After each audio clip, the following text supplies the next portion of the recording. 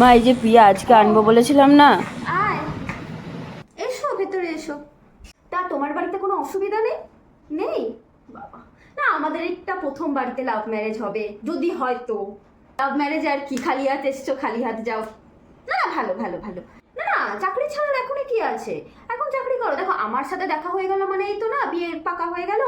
ওর বাবা আছে, আমাদের বাড়ির লোক আছে, আমাদের আবার ওরকম ঘরে 4টে লোক নিয়ে তো কিছু হয় না। আমাদের আত্মীয় স্বজন সবাইকে, কি আমি ভুল বলছি নাকি? আমি তো ঠিকই বলছি, আত্মীয় স্বজন সবাইকে বলতে হয়, বলে তারপরে আমাদের একটা বিয়ে থার ব্যাপারে আসে। এখন চাকরি ছিল না, ভেবো না এখনই তোমাদের বিয়ে হয়ে যাবে। তা ঘরের কাজ টাজ তাও যেরকম টুকটাক পারো, পারো না? হাতে হাতে করতে হয়। আমার মেয়ে তোমার থেকে ছোট, আমার মেয়ে সব পারে। না, মেয়েদের সব শিখে রাখা উচিত। মা একটু এদিকে আসো। আচ্ছা বসো, হ্যাঁ আসছি। আমি ভুল কি বললাম?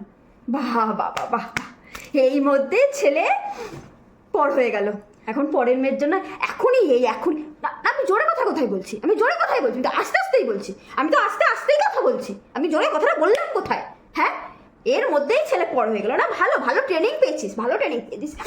না না, কিছু হয়নি, কি হবে? তোমার তো আর দাদা ভাই নেই, তুমি আর কি বুঝবে? বাড়িতে যাতায়াত করিস তাহলে? আচ্ছা, না আসলে আমাদের বাড়িতে অত মডার্ন নয়। এসো, হ্যাঁ আমার